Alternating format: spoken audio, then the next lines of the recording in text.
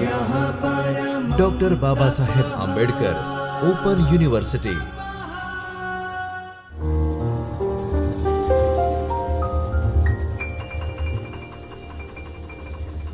નમસ્કાર વિદ્યાર્થી મિત્રો, ડૉક્ટર બાબા સાહેબ આંબેડકર ઓપન યુનિવર્સિટીના ચૈતન્ય સ્ટુડિયોમાંથી હું પ્રોફેસર યોગેન્દ્ર પારેખ ગુજરાતી વિષયના વિદ્યાર્થીઓ માટે આજનો આપણો વિષય છે સાંપ્રત નવલકથા. મિત્રો, આમ તો એમએના અભ્યાસક્રમમાં અનુસ્નાતક કક્ષાએ નવલકથાનું સ્વરૂપ અને 4 નવલકથાઓ અભ્યાસમાં છે MGT 205 આ કોડથી આવતા પેપરમાં. પરંતુ BAના વિદ્યાર્થીઓ માટે પણ આ બધા મુદ્દાઓ અગત્યના છે. સરવાળે સાહિત્યનો અભ્યાસ કોઈ એકાદ વર્ષ કે એકાદ પેપર પૂરતો સીમિત હોતો નથી. હવે આપણે સાંપ્રત નવલકથાની વાત કરીએ. સાંપ્રત એટલે ક્યારથી ગણવું એવો સીધો પ્રશ્ન થાય. મુખ્યત્વે આપણે અત્યારે જ્યારે 21મી સદીમાં છીએ ત્યારે 21મી સદીના પ્રથમ 25 વર્ષ પણ થઈ ચૂક્યા છે. ત્યારે આગ્રહ એવો હોય સૈદ્ધાંતિક રીતે કે પ્રથમ 25 વર્ષની નવલકથાની વાત કરવી. અલબત્ત આપણે આ વિષયમાં અત્યારે 2 રીતે આ પ્રશ્નને આવરી લીધો છે. 2 શીર્ષક અંતર્ગત આવરી લીધો છે. એક સાંપ્રત નવલકથા અથવા આધુનિકોત્તર નવલકથા. આધુનિકોત્તર નવલકથામાં 9મા દાયકામાં 10મા દાયકામાં પ્રગટ થયેલી નવલકથાઓનો પણ સમાવેશ થાય છે. તેથી સાંપ્રત નવલકથા અંતર્ગત 9મા 10મા દાયકાની નવલકથાઓ પણ આવી જશે એનો ઉલ્લેખ તો એમાં કાંઈ ખોટું નથી.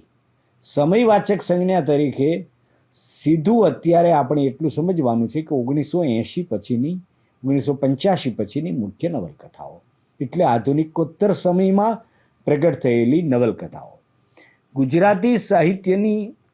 ગુજરાતી નવલકથા સાહિત્યના ઉદ્ભવ અને વિકાસની રૂપરેખામાં આપણે અગાઉના વ્યાખ્યાનમાં સુધારક યુગથી લઈને આધુનિક યુગ સુધીની નવલકથાઓ વિશે, જાણીતી નવલકથાઓ વિશે વાત કરી છે, એના ઉલ્લેખો કર્યા છે. અને સમગ્ર નવલકથા પરંપરાની મુખ્ય નવલકથાઓ જે છે, પ્રતિનિધિ નવલકથાઓ જેવી, એનો તો આપણે અભ્યાસ પણ કરી રહ્યા છીએ. તો એ 4 નવલકથાઓ આપના અભ્યાસક્રમમાં છે. જુદા જુદા સમયનું પ્રતિનિધિત્વ કરે છે. સાંપ્રત નવલકથાઓમાં આપણે કોને ગણીશું? અગાઉ ઉદ્ભવ અને વિકાસમાં અંતે આધુનિકોત્તર નવલકથાઓનો 2-4નો ઉલ્લેખ પણ કર્યો છે. પરંતુ જ્યારે સાંપ્રત નવલકથા કહીએ કે આધુનિકોત્તર નવલકથા કહીએ ત્યારે આજે જેટલી વાત થાય છે એટલી પરીક્ષાલક્ષી જવાબની દૃષ્ટિએ પણ મહત્ત્વની છે. એ વિગતો ધ્યાનમાં લેવાની છે. બને એવું કે તમે અભ્યાસ સામગ્રી વાંચો ત્યારે 9મા 10મા દાયકાની નવલકથાની અભ્યાસ સામગ્રીમાં ઉલ્લેખ પામતી નવલકથાઓ અહીં પુનરાવર્તન પામે છે એવું તમને કદાચ લાગે. તો વિગતોની દૃષ્ટિએ એમાં પુનરાવર્તન આવકાર્ય છે. મિત્રો, સાંપ્રત સમય મેં અગાઉ કહ્યું તેમ આધુનિકોત્તર નવલકથાઓ 1986 પછીની મુખ્ય નવલકથાઓ આપણે ગણીએ તો આપણા પ્રમુખ પ્રતિનિધિ સર્જક ધીરુબેન પટેલ ગુજરાતી સાહિત્ય પરિષદના પ્રમુખ પણ રહી ચૂક્યા અને એમણે આધુનિક સમયમાં પણ પોતાની નવલકથાઓ આપી. ધીરુબેન પટેલની આધુનિકોત્તર નવલકથામાં પ્રયોગશીલતા અને પરંપરા બંનેનો સમન્વય હોય એવી રચના રીતિ છે અને જીવનને સ્પર્શે એવા જુદા જુદા વિષય વસ્તુઓ વિશે એમણે વાત કરી છે. એમાં વડવાનલ, વાંસનો અંકુર અને આગંતુક આ 3 એમની પ્રતિનિધિ કહી શકાય એવી રચનાઓ છે. વડવાનલ, વાંસનો અંકુર અને આગંતુક. વર્ષા અડાલજાની અણસાર અને ક્રોસરોડ જાણીતી નવલકથાઓ છે. વર્ષા અડાલજા પણ ગુજરાતી સાહિત્ય પરિષદના પ્રમુખ રહી ચૂક્યા છે અને તેમની આ 2 નવલકથાઓ આપણી આધુનિકોત્તર નવલકથામાં પ્રતિનિધિત્વ પામી છે. ઇલા અરબ મહેતાની 32 પુતળીની વેદના પણ પ્રશિષ્ટ નવલકથા ગણાય છે આ સમયની.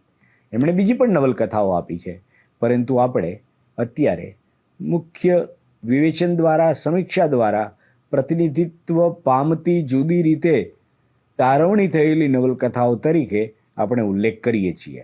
આપણે જે ઉલ્લેખ કરીએ છીએ તે અંતિમ છે એવું નથી, પણ એક ટૂંકા વ્યાખ્યાનમાં જેટલી જાણીતી નવલકથાઓને સમાવી શકાય એનો આપણો ઉપક્રમ છે. વિનય સંતાણી 8મા દાયકાથી અત્યંત પ્રવૃત્ત, સક્રિય, ઘણી બધી નવલકથાઓ, 25 જેટલી નવલકથાઓ એમણે આપી છે. પ્રિયજનના લેખક તરીકે જાણીતા વિનેશભાઈ પાસેથી સૂરજની પાર દરિયો, કાફલો, બીજે ક્યાંક, જીવનલાલ, કથામાળા, ફાંસ, ધૂંધભરી ખીણ, પાતાળગઢ, અહીં સુધીનું આકાશ, લુપ્ત નદી, આત્માની નદીને કાંઠે એવી નવલકથાઓ મળે છે. રઘુવીર ચૌધરી અમૃતાના લેખક તરીકે, ઉપરવાસ કથાત્રયીના લેખક તરીકે જાણીતા રઘુવીરભાઈ ગુજરાતી સાહિત્ય પરિષદના પ્રમુખ રહી ચૂક્યા છે.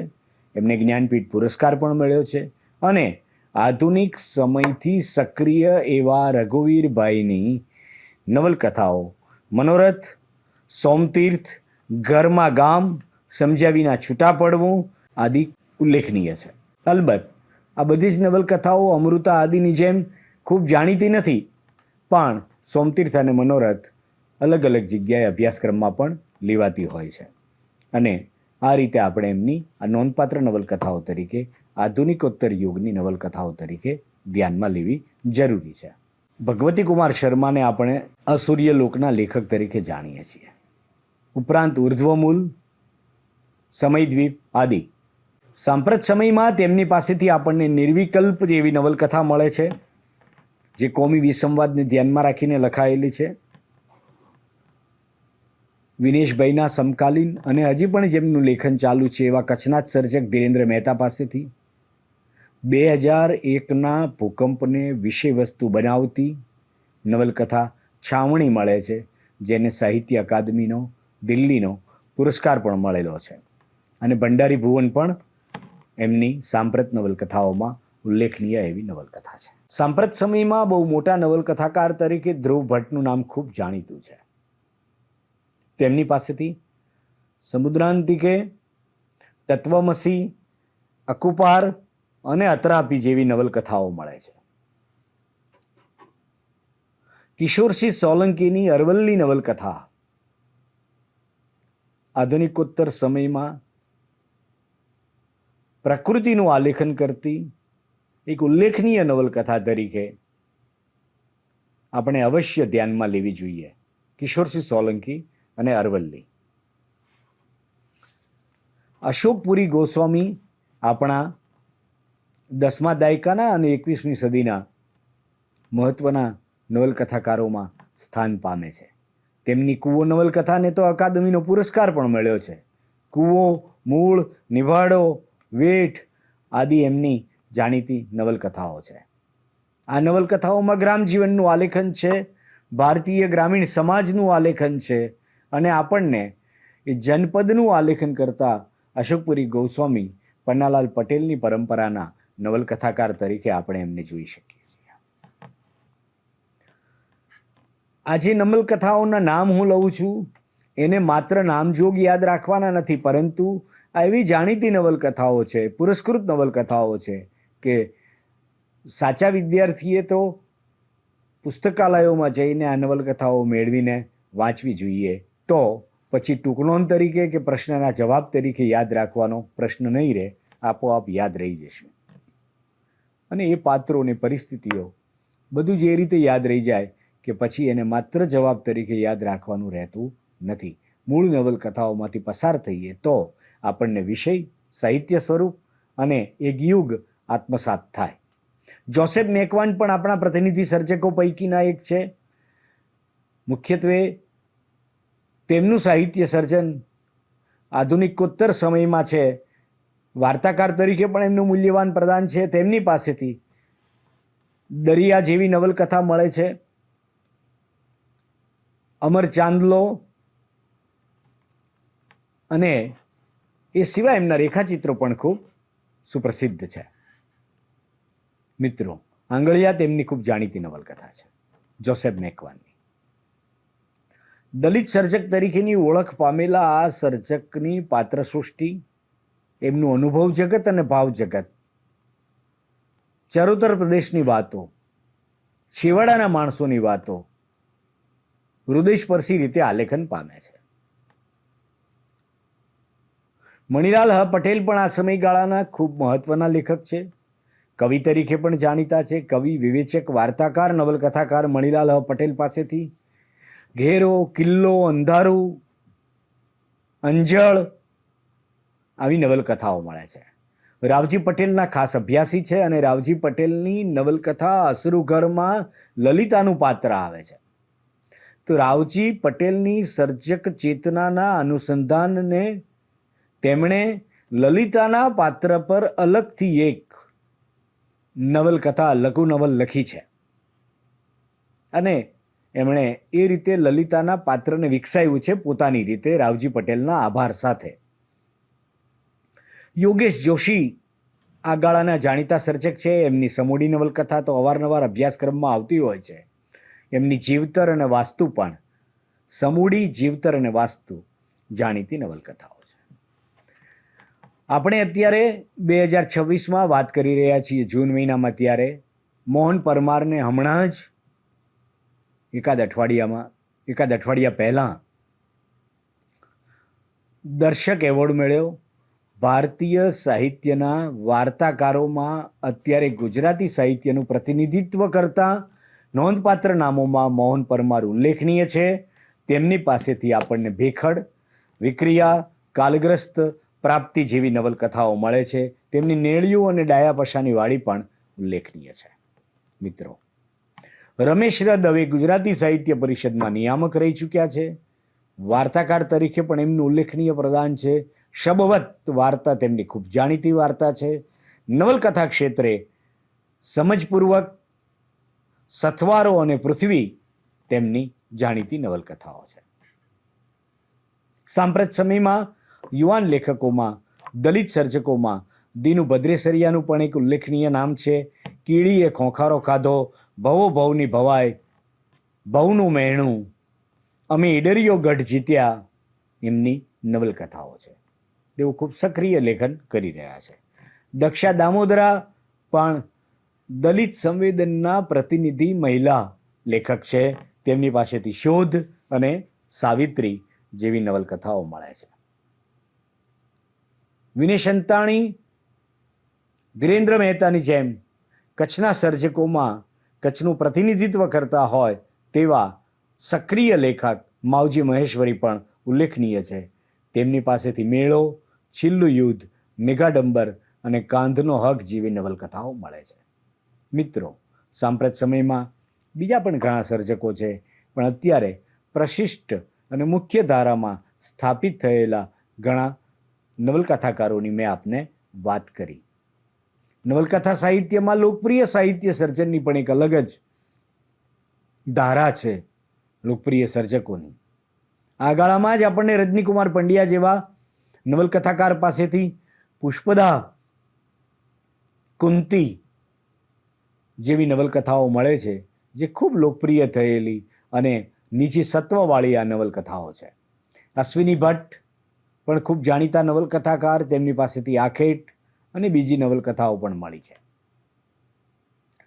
નવલકથા ક્ષેત્રે લોકપ્રિય ધારામાં ઘણા બધા સર્જકો છે.